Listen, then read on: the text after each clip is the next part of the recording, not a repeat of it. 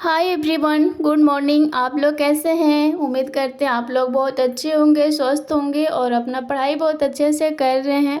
और मैं भी अच्छी हूँ। और मेरी शुरुआत जो संडे को हुई थी 2:30 बजे हुई थी, बट मैं 3 बजे से अपना पढ़ाई स्टार्ट कर रही हूँ।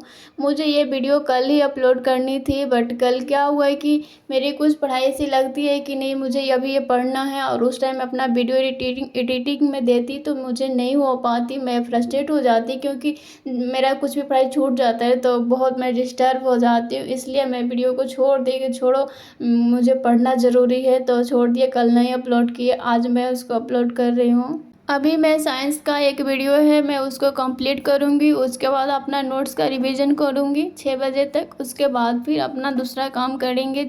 और मैं आजकल कोशिश कर रही हूँ कि जो हम लोग का ब्रेकफास्ट हो, बच्चा का हो, मेरा हो, टाइम से हो, क्योंकि हेल्थ भी बहुत ज़रूरी है। हेल्थ को ध्यान देना बहुत ज़रूरी है। मैं कुछ दिन पहले से बिल्कुल अपने खाने पीने पर बिल्कुल नहीं ध्यान देती हूँ, कभी कुछ भी ध्यान नहीं देती हूँ। बट मुझे अब लगता है कि नहीं, ध्यान देना चाहिए। सिर्फ इस तरह से चलता रहेगा तो कभी ज़िंदगी में खुशी नहीं आएगी।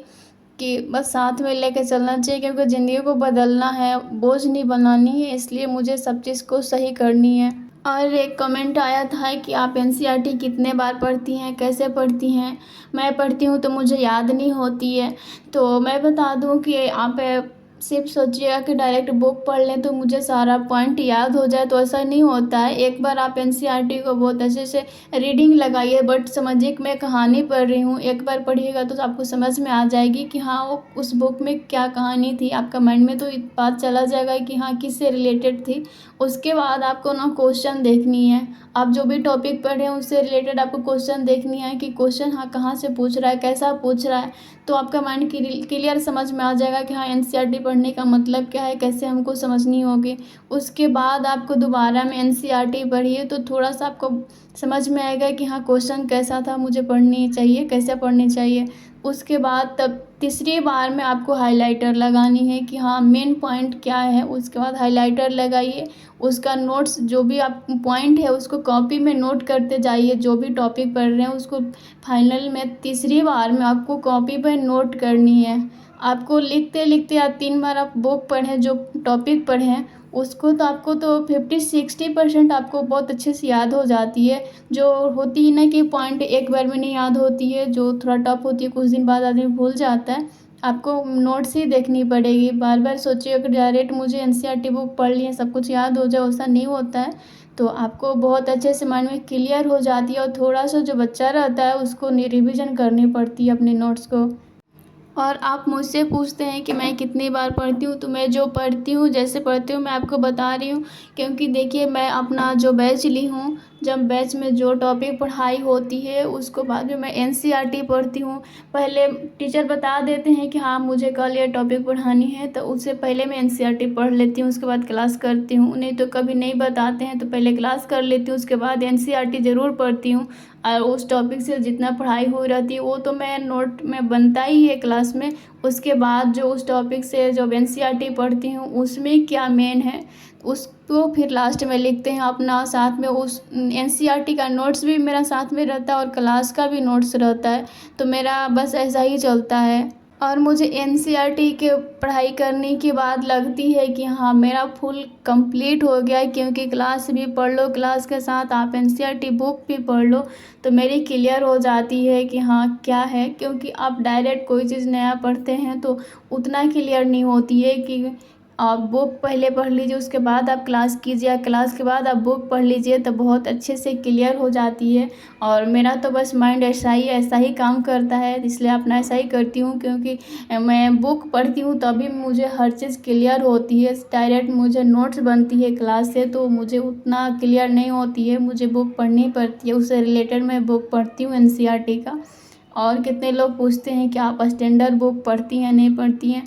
तो मैं बता दूं कि मैं नहीं पढ़ती, मैं ज़्यादा दिमाग नहीं लगाती। कहाँ से दिमाग लगाएं, घर में इतना काम है, बच्चा है, मैं क्लास करती हूँ, क्लास में उतना मेरा समय जाता है। टीचर सारा स्टैंडर्ड बुक पढ़ के ही पढ़ाते हो, मेन पॉइंट सब लिखवाती ही हैं। उसके बाद एनसीईआरटी, उससे बाहर तो मुझे लगता है कि इतना कर लेंगे तो बहुत है। क्योंकि आप 1000 चीज़ पढ़ने से बेहतर है कि आप एक चीज़ को 1000 बार पढ़िए।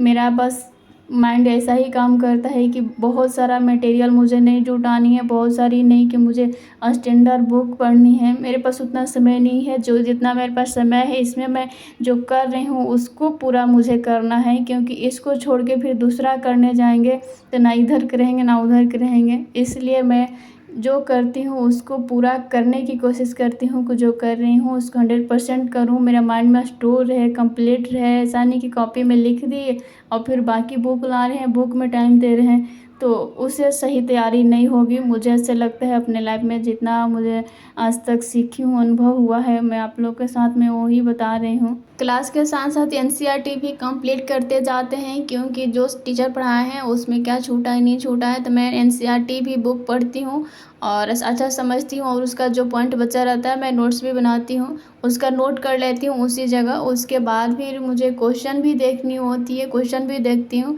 और मेरा एनसीईआरटी और मेरा नोट्स जब पूरा कंप्लीट हो जाएगा, मेरा क्लास ख़त्म हो जाएगा, उसके बाद मैं सोचूंगी स्टैंडर्ड बुक लेने का। बट अभी मुझे सिर्फ दो ही पे फोकस करना है, अपना एनसीईआरटी बुक पे और अपना पीवाई की और क्लास नोट्स, इतना ही मुझे अभी कंप्लीट करनी है। और एक सिस्टर का कमेंट आया था कि आप कैसे थकती नहीं हैं, आपके अंदर इतना कैसे एनर्जी आती है। मैं तो काम करते करते थक जाती हूँ, बच्चा संभालते, उसके बाद जब पढ़ने जाती हूँ तो नींद आ जाता है।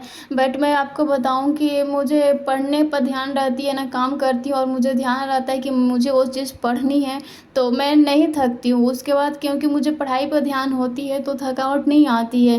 क्योंकि आप पढ़िएगा नहीं, काम पर ज़्यादा आपको ध्यान रहेगा, दिमाग वहाँ ज़्यादा कुछ अदर चीज़ में अगर ज़्यादा लगता है तब आदमी बहुत जल्दी थक जाता है, क्योंकि आपको कुछ एक्स्ट्रा सोचनी नहीं है, आपको पढ़ाई के बारे में सोचनी है। उस टाइम क्या होगा ना कि आपको काम थोड़ा कम ही होगा और तुरंत आप पढ़ने बैठ जाइएगा। तो आप पढ़ने बैठ जाए, आपको आदत उसी तरह से बनानी है ना कि हाँ मेरा कुछ भी समय बर्बाद नहीं हो, जो मुझे पढ़नी है पढ़ ले, नहीं तो फिर आगे फिर आपको पढ़ने का मन नहीं होता है और आलस होता है और नींद आ जाता है। तो आप कोशिश कीजिए कि आप हमेशा अपने गोल पे, फाइनल गोल पे ध्यान रखिए कि मुझे फाइनल करनी क्या है। फाइनल गोल पे ध्यान रहेगी तो आप ज़रूर अच्छा कर पाएंगे और आप थकेंगे नहीं, क्योंकि आपको मेन पढ़ाई करनी है, आपको काम नहीं करनी कि काम करके ही मेरा दिन गुजरने वाला है, क्योंकि फाइनल तो पढ़ाई करनी है ना। तो आप सिर्फ आपको अपना दिमाग में पढ़ाई रहनी चाहिए। आदमी थक तो जाता है बट एक क्या है कि ये ध्यान में है कि मुझे पढ़नी है, बिना पढ़े कुछ होने वाला नहीं है।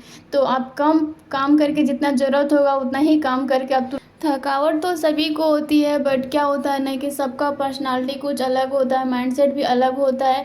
तो आपको ना मुझ क्या चाहिए, फाइनल गोल पे ध्यान होना चाहिए कि मैं काम करके सो जाती हूँ, उससे तो कुछ मिलने वाला नहीं है, मुझे फाइनल पढ़ाई करनी होगी। तो आज हमारी संडे कुछ इस तरह से गुजरा है, आप लोग देख सकते होंगे कि संडे को क्या होता है कि हस्बैंड भी घर पे रहते हैं, तो बच्चा उस दिन बहुत ज़्यादा एक्टिव रहता है, बहुत ज़्यादा उसको खेलने का मन करता है, तो थोड़ा बहुत मुझे मैनेज करना पड़ता है, क्योंकि थोड़ा पढ़ो फिर उनका काम लग गया, फिर बेबी का काम लग गया, तो बस सब चीज़ मैनेज करना पड़ता है। किसी दिन तो संडे बहुत अच्छा से जाता है, बहुत अच्छे से पढ़ाई हो जाती है, बट किसी दिन क्या होता है कि कुछ कुछ बीच में काम आ जाती है। दोपहर वाली पढ़ाई में तो कुछ डिस्टर्बेंस हुई, बट मैं मॉर्निंग में 3 घंटे पढ़ ली थी और फिर शाम में 8 बजे से 11 बजे तक बहुत अच्छे से करी हूँ, तो मुझे उतना परेशानी नहीं है।